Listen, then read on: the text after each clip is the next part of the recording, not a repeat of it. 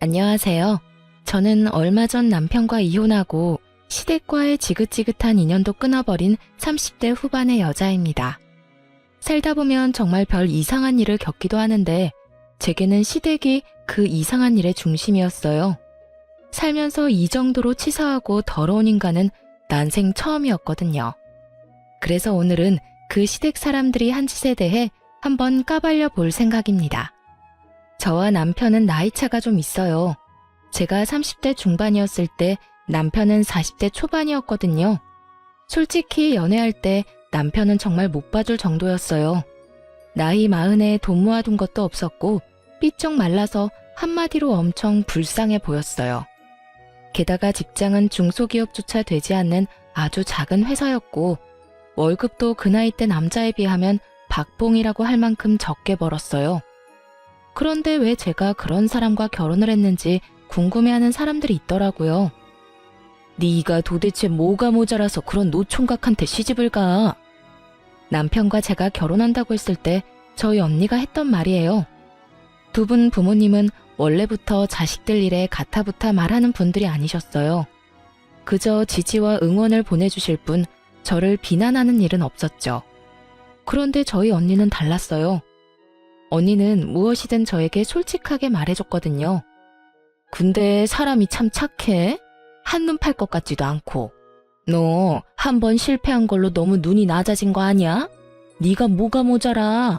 너 자존감이 낮아진 건 알겠는데 아무리 그래도 나보다도 훨씬 나이 많은 아저씨를? 사실 언니가 걱정하는 게 뭔지 알았어요.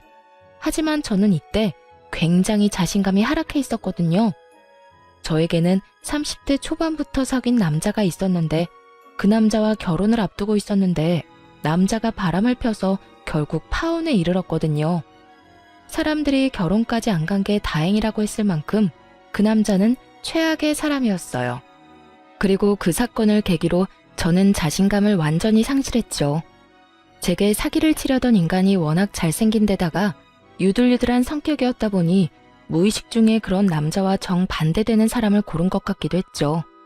그렇지만 정말로 그런 이유만으로 그 사람과 결혼하기로 한 건 아니었어요. 그만큼 그 사람이 순수하고 착했거든요. 그래서 더 끌린 거예요. 언니는 마음에 들어하지 않았지만 부모님은 좀 달랐어요. 시부될 분이 공무원이라 부모님이 좋아하셨거든요. 공무원이라는 직함이 주는 신뢰감이 저희 친정 부모님에게 딱 주어진 거죠. 그렇게 상견례를 무사히 마치고 세부적인 내용을 상의하러 시댁에 들리게 됐어요. 그리고 그때부터 저는 이 결혼에 불안을 가지게 됐어요. 저희 신혼집 이야기를 하는데 시모가 그러더군요. 결혼은 너희 알아서 하거라. 신혼집도 마찬가지야. 너 나이가 40이나 넘어서 어른들한테 의지하고 그러면 안 된다. 그러면 사람들이 욕해. 아직 돈 벌 수 있는 날도 많고 힘도 있지 않니? 그러니까 알아서 결혼해. 결혼식에 우리는 아버지 은퇴하고 나도 일 안 하니 신경 많이 못 써줄 거다. 그 말을 듣고 솔직히 좀 많이 당황했어요.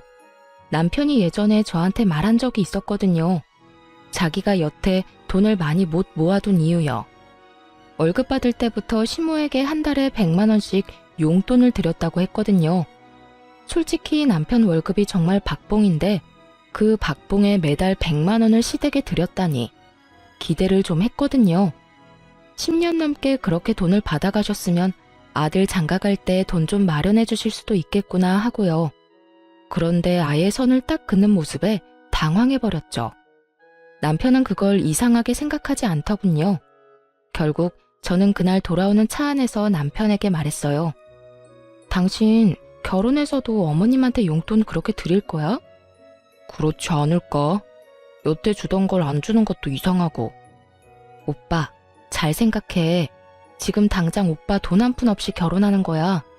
우리 부모님이랑 내가 모은 돈으로 신혼집은 작은 거라도 마련할 수는 있어. 근데 결혼 혼자서 하는 것도 아니고 오빠도 보탬은 돼야지. 어머님한테 그렇게 용돈을 많이 드리면 앞으로 애가 생기고 내가 육아휴직 쓸 때는 어떻게 될 것 같아? 제 말에 남편이 조용히 생각하더군요. 자기가 생각해봐도 무리겠죠. 지금 당장이야 급한 불을 우리 친정에서 꺼주겠지만 그것도 무리해서 꺼준 거예요. 앞으로 더 큰 불은 저희가 알아서 해결해야 하는 문제였고요. 결국 남편은 제 말에 수긍했습니다. 어머니한테 결혼 후에 내가 말할게. 용돈 드리는 거 줄인다고. 한 30만 원만 드리면 되지 않을까? 그 정도면 괜찮아. 나도 우리 엄마한테 그 정도 드리고 있거든. 그렇게 이야기를 하고 나서야 저도 마음이 좀 편해졌어요. 그리고 나도 집 살 때 돈 보탤게. 어머니에게 드리던 용돈을 줄이면 대출금 정도는 낼 수 있을 거야. 아니야, 오빠. 그 돈은 우리 열심히 모아두자. 앞으로 태어날 아이와 우리 노후를 위해서라도 돈은 모아둬야 하거든. 오빠가 내 이야기에 귀 기울여줘서 고마워. 그렇게 저희는 결혼했고 친정 부모님의 도움과 제가 모아놓은 돈으로 신혼집도 어렵게 장만할 수 있었어요. 작고 오래된 집이었지만 그래도 매매였어요. 서울이었으면 엄청 비쌌겠지만 지방이라 가격도 비싸지 않았어요. 그래도 대출 없이 집을 마련했다는 것만으로도 다행이었죠. 결혼하고 나면 좋은 일만 있을 줄 알았는데 그렇지만도 않더군요. 저는 간호사로 병원에서 일을 하는데 제가 일하는 병원이 시댁과 가까웠어요. 결혼한 그달부터 시모가 저를 매번 시댁으로 불렀어요. 저의 출퇴근 시간을 체크해서 꼭 일을 안 할 때 불렀어요. 그리고는 정말 쓸데없는 일들, 자기가 하기 싫은 일들을 저한테 시켰어요. 오늘은 설거지랑 냉장고 청소 좀 하고 가거라. 어깨가 아파서 아무것도 못하겠어. 냉장고 청소하고 나면 화장실도 좀 청소해 놓고 곰팡이 핀 곳이랑 줄눈 있는 부분 하얗게 만들어놔. 그렇게 말하며 자기는 소파에 앉아서 어깨를 통통 두드리며 TV를 보고 있더군요. 저는 보수적인 집단에서 자라서 시모가 며느리에게 일 정도는 시킬 수 있다고 생각해요. 나이 많은 연장자에 대한 공경이라고 생각한다면 못할 것도 없었죠. 하지만 제게 그런 일을 시키고 싶다면 그 밑바탕에는 서로에 대한 최저한의 존중이 깔려 있어야 하는 거 아닌가요? 일 다 했으면 가봐라. 너 있으니까 편하게 못 쉬겠어. 다음에는 좀 더 빨리 할 수 있도록 하고. 제가 시모의 일을 도와줬다면 수고했다 말 한마디, 따뜻한 눈길 한번, 그거라도 저한테 줬어야 맞는 거죠. 그랬다면 그것만으로도 보람과 뿌듯함을 느꼈을 거예요. 그런데 시모는 마치 당연히 부려야 할 종년을 부린 것처럼 굴더라고요. 그러면서 저한테 한마디 하더군요. 예, 이번 달 월급도 10일에 나오니? 큰일이네. 너 아범한테 내 용돈 좀 더 빨리 달라고 이야기하거라. 이번 달 모임이 10일 전에 잡혀서 그 전에 옷을 사야 하거든. 자주 보는 것도 아닌데 한 번 입었던 옷을 입고 가는 것도 좀 그렇지 않니? 그이한테 물어볼게요. 물어볼 게 뭐 있어? 그냥 그렇게 하라고 하면 하는 거지. 정말 고압적인 자세로 그런 말을 하는 시모를 보며 시모가 저를 그리 반기지 않는다는 걸 알게 됐죠. 그날 저녁 저는 남편에게 시모가 용돈을 빨리 받기를 원한다고 말했고 남편은 이 기회에 용돈을 줄여서 드리겠다고 말하겠다고 했고 저도 함께 시댁에 가기로 했어요. 시댁에 가서 시모에게 봉투를 건넨 남편에게 시모가 의아한 듯 묻더군요.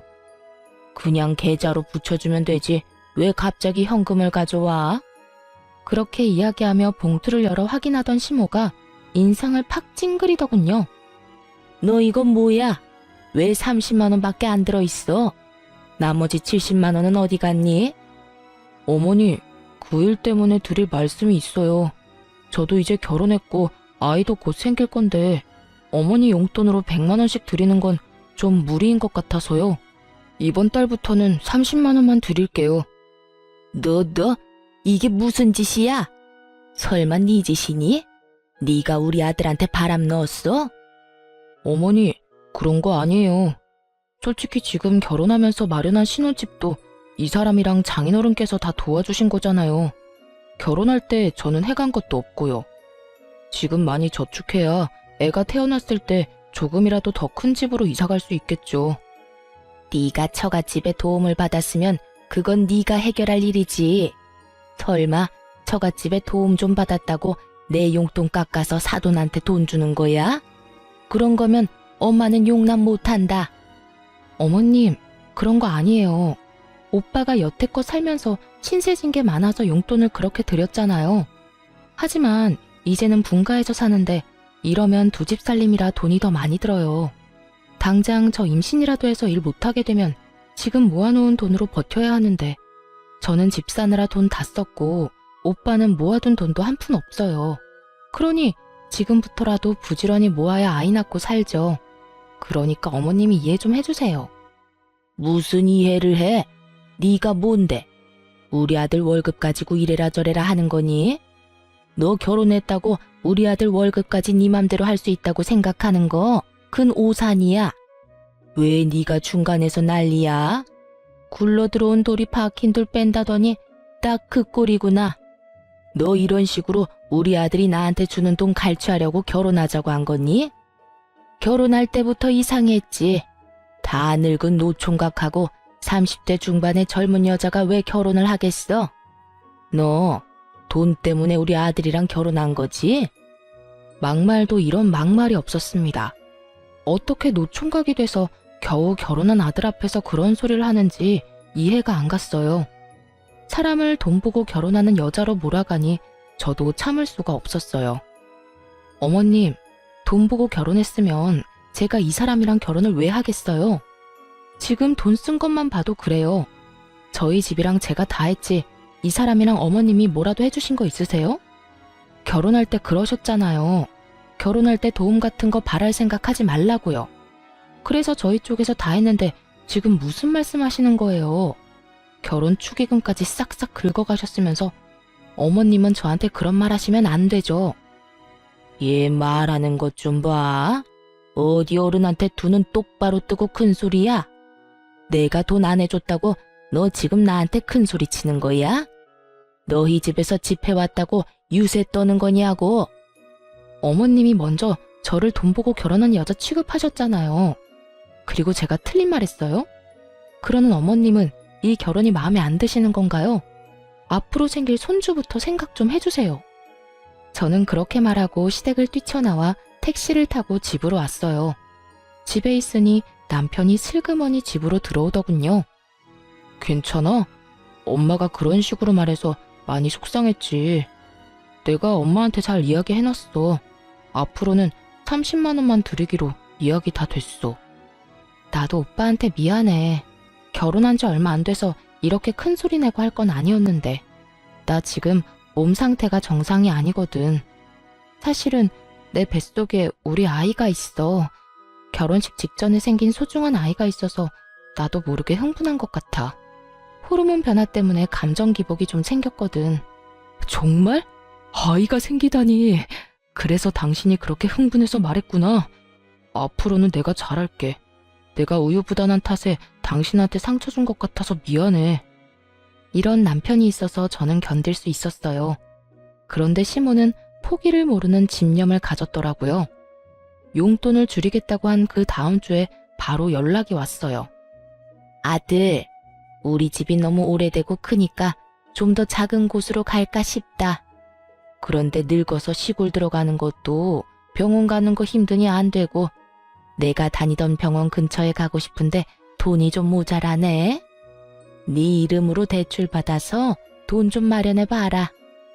옆에서 시모 전화를 함께 듣고 있던 제가 한마디 하려는데 남편이 저를 말리더군요.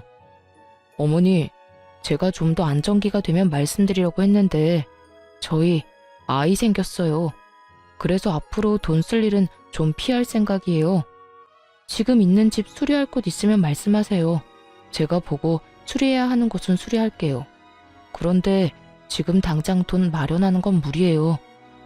아이? 너희 아이가 생겼어? 거짓말 아니야.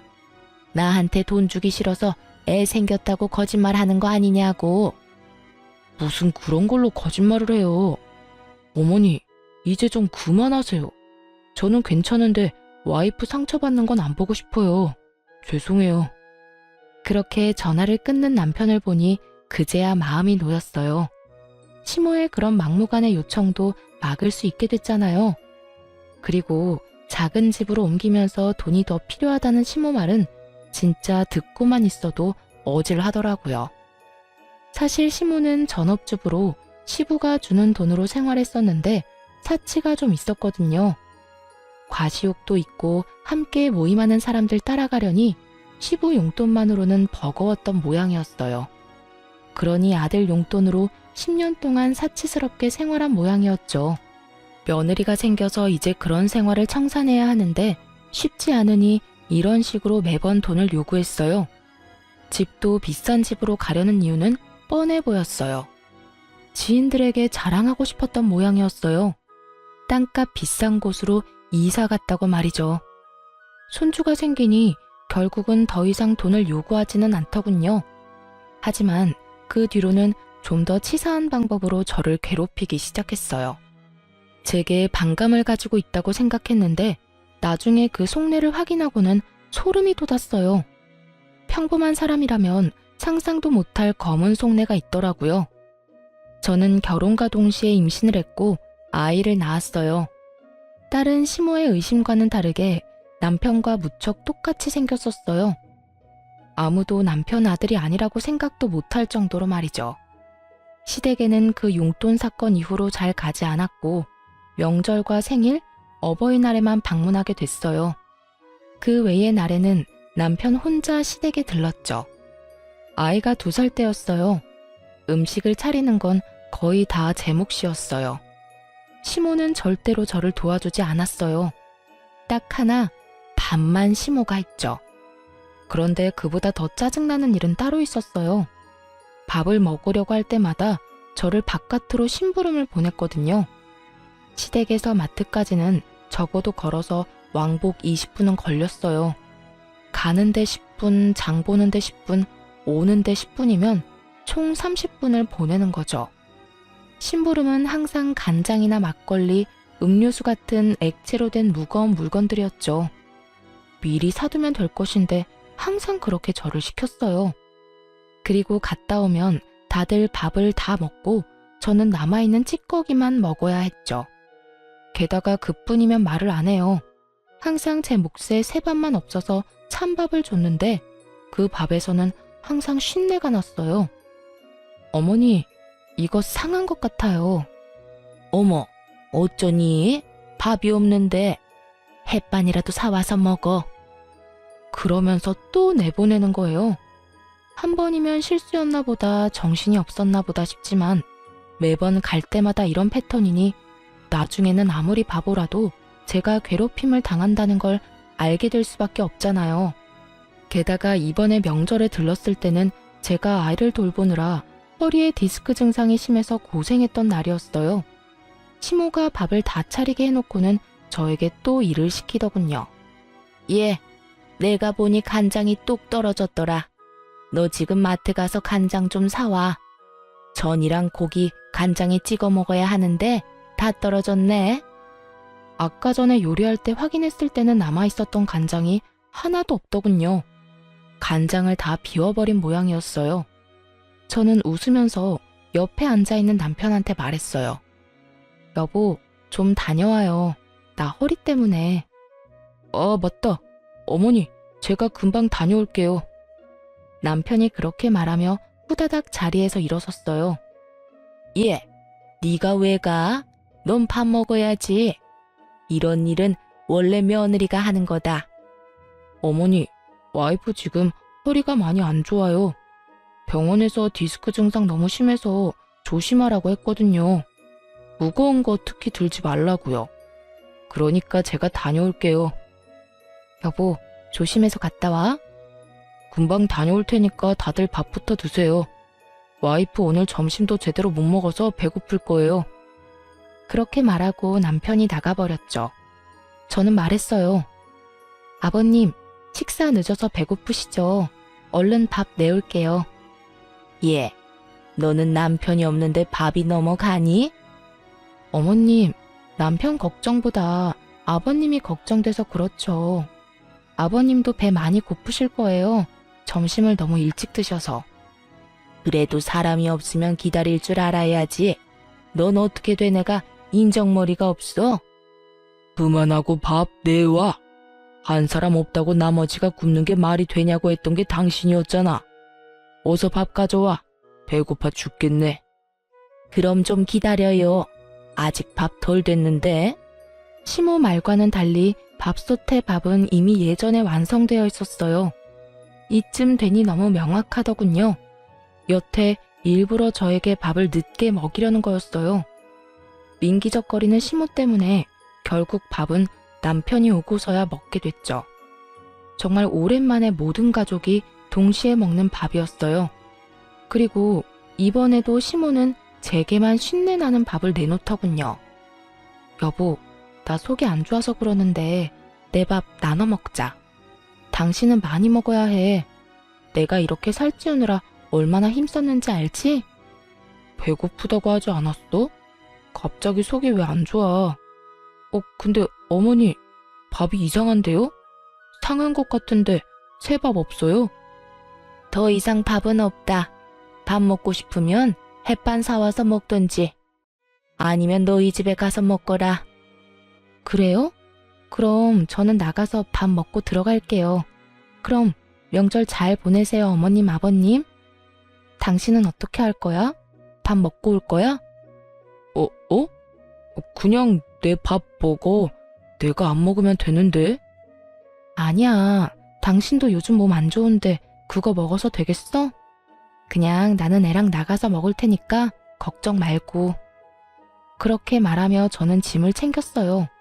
그러자 남편이 따라오더군요. 여보, 같이 가. 어머니, 다음에 와서 먹을게요. 아이, 밥은 먹고 가야지. 이거 다 어쩌라고? 어머님이랑 아버님이 많이 드세요. 저희는 그러면 먼저 가보겠습니다. 그렇게 저희를 붙잡는 시모를 내버려 두고 밖으로 나왔어요. 속이 시원하더라고요. 왜 여태까지 이러지 않았나 싶었어요. 그렇게 외식을 하고 집으로 돌아왔어요. 그리고 그 뒤로 시댁에서 연락 오면 남편만 보냈어요. 며느리 취급도 안 해주는 시댁에 갈 필요가 있을까요? 그런데 그렇게 몇 번 남편만 보냈더니 시모가 전화가 왔더군요. 너 요즘 왜 집에 안 오니? 며느리가 돼서 집안 행사에 얼굴도 안 보여? 이런 식으로 할 거면 결혼은 왜 했니? 우리 아들 혼자서 여기저기 다니도록 만들 거면 네가 며느리 실격인 거지. 그냥 이럴 거면 이혼을 해. 우리 얼굴 보기도 싫으면 그냥 이혼하면 되지. 뭐하러 질질 끌어? 어머님, 좀 흥분하신 것 같네요. 갑자기 전화 와서 이혼하라고 하셔도 저희는 그럴 생각이 없어요. 그럴 생각이 없으면 우리가 하라는 대로 해야지. 너 혼자 살 거면 뭐하러 결혼을 했어? 시모가 남편에게 무슨 말을 들었는지 말하지 않아도 알겠더라고요. 저는 남편에게 시모와 이야기할 때 혹시라도 돈과 관련된 이야기가 나오면 무조건 선을 지키라고 했거든요. 아마 또 돈이나 달라고 했겠죠. 남편은 거절했을 테고. 그러니 저한테 전화와서 이 난리를 피우는 거겠죠. 시모는 남편에 대한 통제권이 저한테 넘어온 것이 화가 날 정도로 열받는 것처럼 보였어요. 실제로 저는 남편을 통제하는 짓은 하지 않았어요. 다만 함께 살기 위해서 서로 간에 지켜야 할 선을 정해줬을 뿐이었죠. 결혼한 부부가 자기 가고 싶을 대로 가면 부부 생활이 유지될 리 없잖아요. 게다가 시모의 저 행동은 진짜 문제가 있다고 생각했어요. 어머님, 저는 저고 남편은 남편이죠.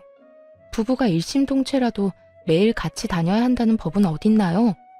그리고 남편이 애도 아니고 혼자 다니는 게 왜 안 되나요?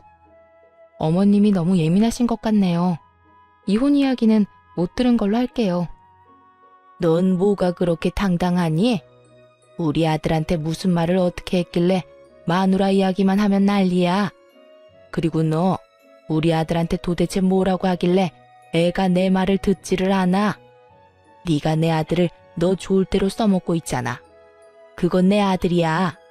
내 아들이 번 돈은 내 돈이고 내가 키워준 값 받겠다는데 네가 중간에서 그걸 낚아채? 내가 가만히 있을 줄 아니? 너 두고 봐라. 내가 아들한테 이야기해서 너희 꼭 이혼시켜버릴 테니까. 그렇게 말하고는 전화를 끊더군요. 정말 어이가 없었어요. 부부 사이의 일을 왜 본인이 결정하겠다는 건지. 시모와 대판 싸우고 나서도 저는 시댁에 얼굴 한번 내비치지 않았어요. 남편에게 그 전화 내용에 대해 잃을까 생각하기도 했지만 혼자서 열심히 시댁에 다녀주는 남편에게 이런 일로 더 신경 쓰이게 하고 싶지 않았죠. 그런데 그 전화 이후로 남편이 점점 이상해지더군요. 시모에게 홀라당 넘어가 버린 건지 시모에게 설득당해 버린 건지 모르겠지만 이상한 말을 꺼냈어요. 당신, 우리 부모님 얼굴 진짜 이렇게 계속 안 볼 거야? 부탁인데 만나서 한 번만이라도 대화를 해봐. 대화? 아버님하고 대화하라면 언제든지 할 수 있어. 그런데 어머님은 아니잖아. 대화 자체가 성립이 안 돼. 이미 나를 싫어하시는 분이야. 만나면 싸움만 하는데 대화도 할 마음이 있는 사람들끼리 하는 거지. 엄마도 당신하고 이야기하고 싶다는데 당신이 좀 굽히고 들어가주면 안 될까? 여태까지 당신이 원하는 대로 해줬으면 이번 한 번 정도는 당신이 양보해줘도 되지 않을까 싶은데. 그러나 저는 반대했어요. 절대로 받아들이고 싶지 않았어요. 이혼을 하라 마라 전화로 요구하는 시모와 대체 무슨 대화를 나눈다는 말이죠? 그런데 저는 그런 시모와 결국 한 자리에서 만나게 됐어요. 모든 것이 남편의 그림이었죠. 저녁에 외식을 하자고 그러더라고요. 제가 제일 좋아하는 오리고기 가게를 간다길래 좋아서 남편과 함께 나갔는데 그 자리에 시모가 떡하니 앉아있더군요. 예, 왔니? 오랜만에 보는구나. 잘 지내는 것 같아 보기 좋네. 왜 요새 이렇게 얼굴을 안 비추니? 사람이 확 달라졌더군요. 엄청 부드럽게 말하는 시모를 보며 이 사람은 왜 이런 행동을 하나 경계부터 됐어요. 불과 며칠 전에 이혼하라며 난리친 시모와 대화를 나눴기에 이 변화가 더 수상했죠. 그러니 당연히 말이 곱게 나갈 리가 없었죠. 제가 얼굴을 안 비추는 이유는 어머님이 잘 아실 것 같은데요. 뾰족하게 가시가 돋친 제 말에 갑자기 시모가 얼굴을 손바닥으로 감싸더니 엉엉 울더라고요. 얘야, 미안하다. 내가 시집살이를 시키려고 시킨 건 아니다. 나는 다 너 욕먹지 말라고 그런 거야. 어디 가서 며느리 네가 하고픈 대로 하면 사람들이 배운 거 없다면 욕할 테니까. 그래서 내가 미리 너에게 가르쳐준다는 것이 너를 오해하게 만들었어. 미안하다. 지금 왜 우세요? 정말 할 말이 이거 말고는 나오지 않았어요. 이 사람이 왜 이러나 싶었다니까요. 네가 화난 것도 알겠는데 도대체 내가 뭘 그렇게 잘못했니? 나는 다 너 잘되라고 한 거야.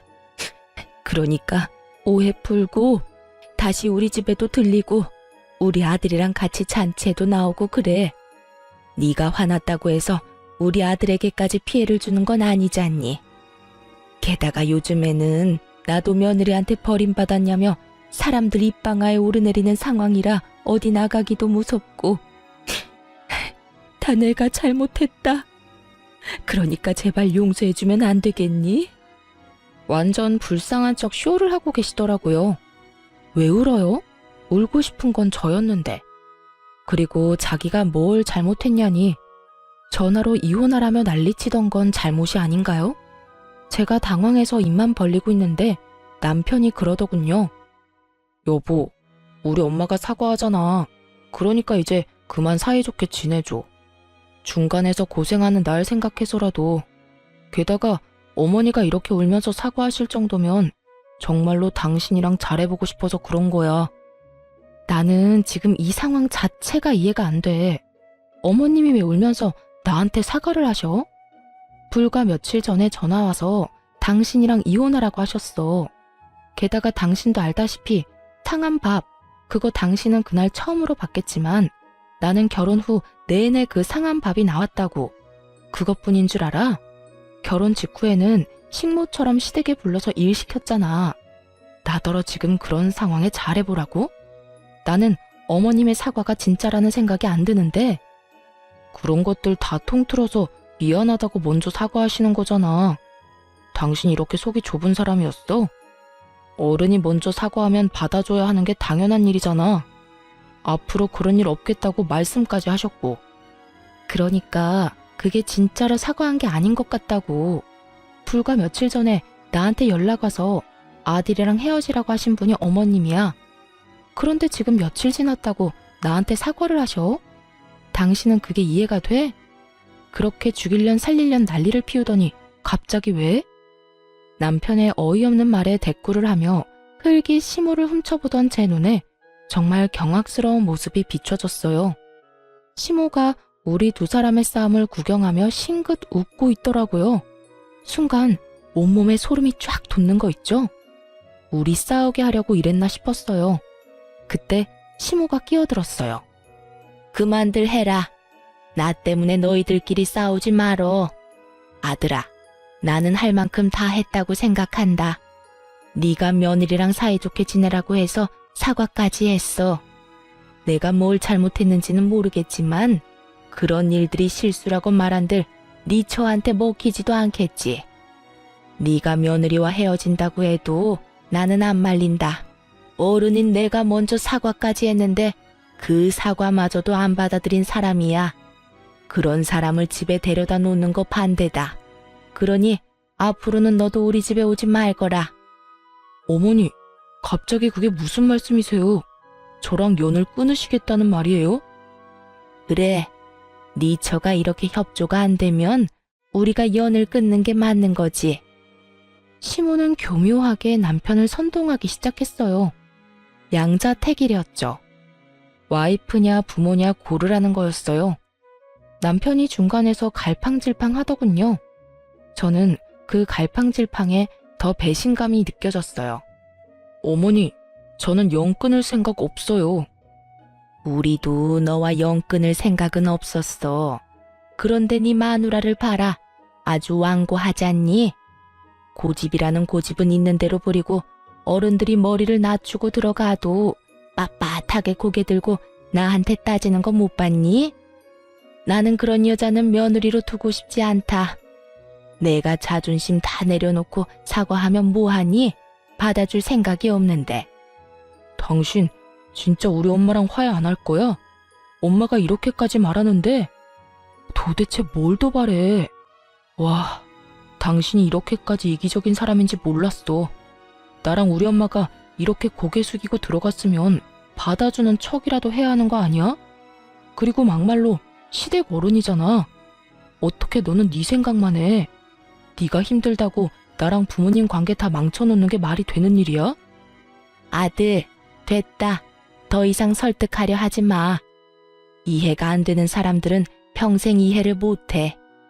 내가 이것 하나만 확실히 말하마. 재산 분할은 확실하게 해라. 돈 문제는 확실하게 해야 뒤탈이 없어. 너희가 이혼을 하든 뭘 하든 상관은 없는데 이 엄마는 네가 재가를 해도 더 좋은 여자를 만날 수 있을 거라고 확신해. 아예 이혼을 하라고 등을 떠밀고 있더군요. 결국 식사도 제대로 못하고 집으로 돌아온 저는 남편에게 말했어요. 진짜 나랑 헤어질 거야? 당신이야말로 나랑 헤어지고 싶지 않으면 어머니 말씀 좀 들어. 일 그거 시키는 거 가지고 왜 그렇게 민감하게 굴어? 어르신 힘 없으니 며느리한테 일 시킬 수도 있지. 그냥 일 시키는 거면 나도 해. 근데 일을 하고도 수고했다 한마디 해주는 법이 없잖아. 마치 당연한 듯이 집에 딸린 종 부리듯이 하는데 내가 왜 화가 안 나겠어? 반대로 생각해보라고. 우리 엄마가 오빠를 마음대로 불러서 일 시켜먹고 일 다 했으니까 빨리 너희 집에 가라고 하면 기분이 좋겠어? 그리고 어머님 아까 나한테 사과하신 것도 다 거짓말이야. 우리 둘이 싸울 때 어머님 웃고 계셨다고. 너 도대체 어디까지 우리 엄마를 모욕할 거야? 엄마가 왜 그런 짓을 하는데? 울면서 사과하는 모습이 애처로워 보였는데 네 눈에는 그게 웃는 것처럼 보였어?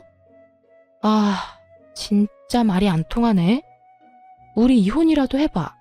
어머님이 당신한테 돈 이야기 안 할 것 같아? 분명히 돈 이야기할 거 뻔하다고. 어머님 용돈이 나 때문에 줄어들었다고 생각하시니까 당연히 우리 둘 이혼시키고 싶어 하시는 거고 다 당신 돈 때문에. 그만 좀 해. 부모님이 나한테 그럴 리가 없잖아. 여태껏 내가 부모님한테 드린 거야. 그리고 틀린 말은 아니잖아. 당신 때문에 줄였던 거. 그래서 내가 어머님한테 주는 용돈 적게 주라고 했다고 지금 나한테 화내는 거야? 그러면 적게 주자고 했을 때 차라리 화를 냈었어야지. 당신도 거기 수긍했으면서 왜 이제 와서 사람 뒤통수를 때리는 건데? 됐다 됐어. 그냥 헤어지자. 이혼해. 나는 내 말 믿지 않으려는 사람하고 더 이상 같이 살기 싫어. 진짜 이렇게까지 해야겠어? 좀 굽히고 들어가라고. 싫다고. 어머님 저러는 거 당신에 대한 통제권을 나한테 뺏겠다고 생각해서 그런 건데, 게다가 울면서 사과하는 사람이 뒤에서 웃고 있으면 그게 진심일 리가 없잖아. 당신하고는 말 안 통하니까 그냥 이혼해. 나도 이딴 식으로 매번 부딪히기 싫으니까. 저는 그렇게 남편과 이혼 서류를 냈어요. 결국 남편에 대한 통제권은 시모에게 넘어갔고, 저와 남편은 이혼 소송을 진행했어요. 서로 변호사 선임한 직후 저는 남편에게 시모와의 마지막 통화 내용을 보내줬어요. 저도 예전에 자동 녹음 기능을 켜놨던 건데 그게 켜져 있어서인지 시모와의 대화가 자동으로 녹음이 됐더라고요. 그 통화 내용이 남편에게 어떤 식으로 작용했는지 모르겠지만 통화 내용을 보내고 나서 며칠 뒤에 남편이 잠깐 만나자고 하더군요. 이혼 때문에 할 이야기가 있다고요. 저는 만날 생각 없었지만 남편이 제가 일하는 병원 앞으로 찾아와서 기다리고 있더라고요. 결국 남편과 대화를 하게 됐는데 살이 엄청 빠졌더라고요. 고작 몇 주 만에 말이죠. 무슨 일로 보자고 한 거야? 난 할 말 없어. 이야기는 변호사 통해서 하면 되잖아. 여보, 이혼은 없던 일로 하면 안 될까? 당신이 그때 그랬지. 어머니가 내 돈 때문에 이혼하라고 하는 것 같다고 말이야. 정말로 그런 것 같아서 그래. 어머니한테 당신이 이혼하자고 했다고 하니까 갑자기 웃으시면서 잘 됐다고 하시더니 용돈부터 100만 원으로 다시 올려달라더라. 난 잘못 들은 건 줄 알았어. 당신 말대로 돈 이야기부터 할 줄은 정말 상상도 못해서. 남편은 경황이 없는 목소리로 제게 하소연하듯 말하더군요. 그래서? 그래서라니. 당신 말이 다 맞았으니까 내가 잘못했다고. 그러니까 우리 이혼 없던 걸로 해줘. 내가 알던 어머니가 아니었어. 그러니까 당신이 맞았던 거지. 그 전화 내용도 확인해보니까 다 사실이었고 어머니가 그때 나한테 한 말이 더 소름 끼쳤어. 다음에는 용돈 많이 주는 돈 많이 버는 며느리 찾으라고. 그러면서 어머니 덕분에 이혼하는 거니까 위자료나 재산 분할 받으면 반은 내놓으라고 하시는데, 그리고 집이 허름하니 우선 나더러 대출받아서 집부터 옮겨서 같이 살자고 하더라고. 같이 살면서 또 얼마나 뜯어가시려는지. 그 말 듣는데 내가 진짜 헛다리 짚었다는 생각밖에 안 들더라. 남편이 초췌해진 얼굴을 쓸어내리며 말하더군요. 빌빌거리며 다 죽어가는 인간 인공호흡기 꽂아줬더니 제 손으로 인공호흡기 빼고는 다시 삐쩍 말라가다가 이제야 정신을 차린 모양이었어요. 참 웃긴 게 그렇게 시모가 남편 돈을 원하는 거였다고 말해줘도 그때는 들은 척도 안 하더니 직접 귀로 들으니 또 달랐나 봐요. 내가 몇 번이나 이야기했을 때는 믿지도 않았으면서 이제야 정신이 들었어? 근데 어쩌나? 나는 이미 당신한테 정 떨어진 지 오래됐는데. 결혼이라는 건 신뢰를 바탕으로 이뤄지는 건데 당신은 그걸 깼어. 나를 의심하기 시작한 순간부터 당신이랑 내 사이는 깨진 거라고. 그리고 그건 다시 못 붙여. 당신 어머니가 그 사람인 이상 우리는 또 깨질 거니까. 그러니까 내가 어머니와 연락 끊을게. 진짜로. 이번에는 당신 말 제대로 들을 테니까 제발 부탁이야. 난 당신 받아줄 생각도 없고 다시 만나고 싶은 마음도 없어. 당신이 나한테 준 게 얼마나 큰 배신이었는지 당신은 모르지? 그리고 나는 한 번 배신한 놈은 다시 배신할 가능성이 높다고 생각해. 그러니까 여기서 깔끔하게 끝내는 게 맞는 것 같아. 앞으로 이런 일로 연락하지 마. 그리고 당신이 당신 엄마랑 연을 끊든 말든 이제 와서 나랑 무슨 상관이야? 이 이혼은 당신 선택으로 결정된 건데 진짜 웃기다. 어머니 탓하면 마음이 좀 시원하니? 어머님이 잘못한 건 누가 봐도 당연한 건데 그런 어머니한테 홀라당 넘어간 너한테는 잘못이 없다고 생각하나 봐. 그런데 네가 제일 나빠. 믿을 것처럼 해놓고 결국에는 배신하는 인간. 그렇게 남편 놈에게 일침을 하고 돌아섰죠. 그렇게 저희는 이혼을 했어요. 결혼 기간이 길지 않아 결국 제 명의의 집은 제 것이 되었고 아이도 제가 키우게 됐어요. 고부 갈등으로 인한 이혼이라는 제 주장도 받아들여져 남편 놈이 제게 위자료를 지급하게 됐죠. 그렇게 몇 달간 정말 속은 쓰리지만 마음은 편하게 살았어요. 그런데 하루는 망할 아줌마한테서 연락이 왔더라고요. 너 우리 아들 어디로 빼돌렸니? 위장 이혼해놓고 여전히 우리 아들이랑 같이 사는 거 맞지? 뜬금없는 소리를 해대는 통에 저도 당황했어요. 이혼한 사람을 왜 여기서 찾아요? 저랑 같이 안 살아요. 거짓말 하지 마. 이놈이 너 아니면 우리를 이렇게 버리고 갈 리가 없어. 지금 집안이 어떤 꼴인지 알기나 하니? 아들이 줄 돈으로 갚으려고 했던 카드값이랑 대출금 못 갚아서 신용불량자 돼서 집으로 차 앞딱지가 붙었어. 집꼴이 말이 아니야. 그 와중에 짐 싸서 도망이 나가? 네가 우리 아들 숨긴 거 맞잖아. 딱 보니 견적이 나오더라고요. 전 남편이 부모를 놔두고 도망쳤더라고요. 하긴 감당이 되겠어요. 결혼했을 때는 자기 월급이 자기 것이었겠지만 이혼하고 나니 자기 월급이 시모 것이 되어버렸으니 말이죠. 전 이혼하고 딱 한 번 봤어요. 저한테 다시 살자고 하더라고요. 그 사람 도망간 이유 알고는 있으세요? 저한테 그러던데요. 어머니가 자기를 돈으로 본다고요. 제가 마지막에 어머님이 저랑 통화한 내용도 전 남편한테 보내줬거든요. 그거 보고 큰 깨달음을 얻었던 건지도 모르죠. 그래서 기분이 어떠세요? 돈줄인 아들 저한테서 되찾아가려다가 결국 아들한테 버림받게 되신 기분이? 너 그걸 말이라고? 결국 그놈의 돈 때문에 아들도 돈도 다 잃어놓고 누굴 탓해요 지금? 당신이 뿌린 그대로 돌려받는 거니까 괜히 저한테 뭐라 하지 말고 아들 있을 법한 곳이나 찾아보세요. 찾아봐야 그 사람이 받아줄지 안 받아줄지는 모르겠지만 말이죠.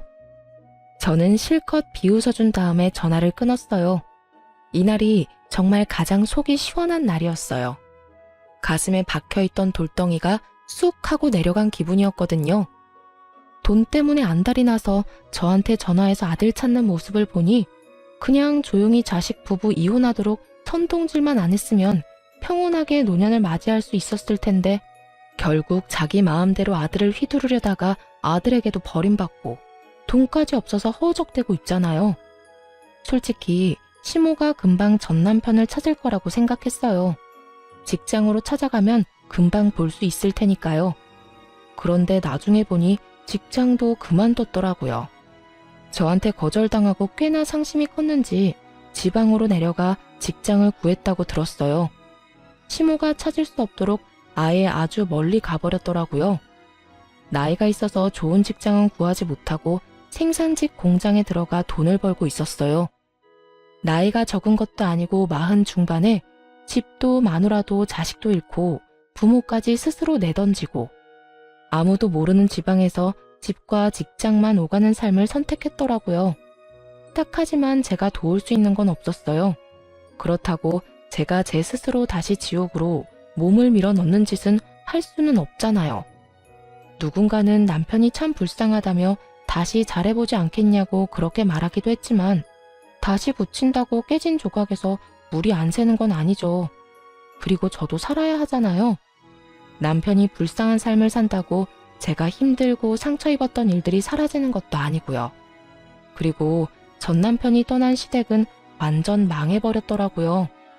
자식 새끼가 돈 다 갚아줄 거라고 자신만만하게 돈 낭비하던 시모가 결국에는 그걸 고스란히 다 갚아야 했고 가진 돈으로 해결이 안 되어서 결국 집까지 팔았더군요. 나중에는 단칸방으로 이사 갔다고 하더라고요. 거기 들어가서는 시모보다 7살이나 많은 시부가 병을 얻는 바람에 요양원까지 보내야 했고요.